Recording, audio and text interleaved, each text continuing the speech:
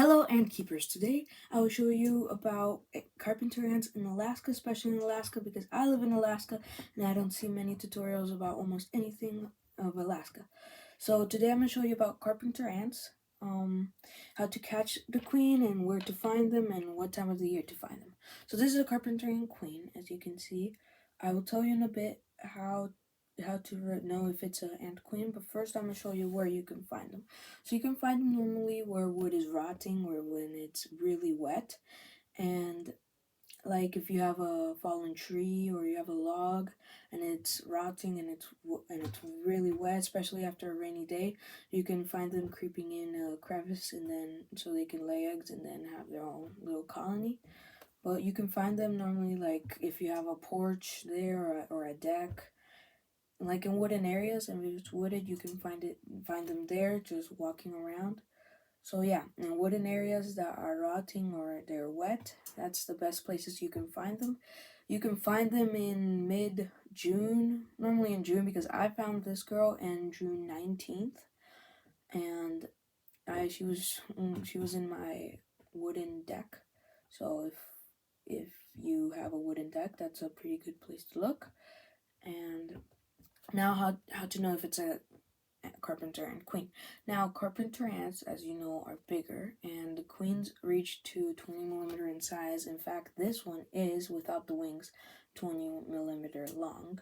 And you can know if it's not a male if it lives long, and this one has lived 4 days, I think, in this test tube, which means it's a queen, because males, after they mate, they die. As soon as they mate, they die. And that's one way you can know. Another way is that their abdomen is basically the size of its middle section and its head combined. So if you see that, that's a good sign. And you as you can see, this one has wings, and I think she's mated. Some queens just like to keep the wings even after they mate, and they sometimes never take them, or they take them after they have their workers.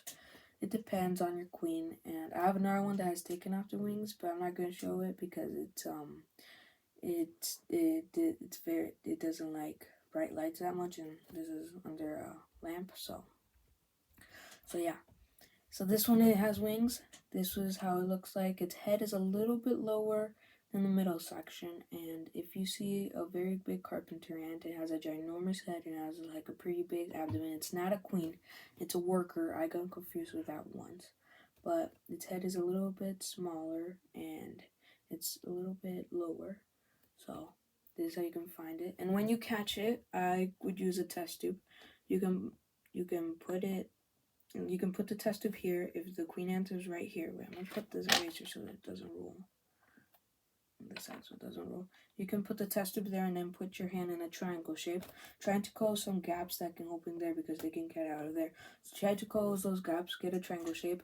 And she may do two things: avoid your hands and go into the test tube, or she might climb your hand, and then after that, I would use a cotton, put the test tube right in front of it, and try to shove her a little bit into the test tube. Or another way you could do is just with the cotton, without doing the triangle shape, putting your hand like right by it, so you in the test tube right here, so you can shove it into the test tube. Some will get into your hand, some won't. So good luck with that. And so yeah, the carpenter ants that live here are normally black carpenter ants and red carpenter ants. Maybe there's western carpenter ants, I don't know, but that's a quick tutorial how to catch a carpenter ant queen here in Alaska.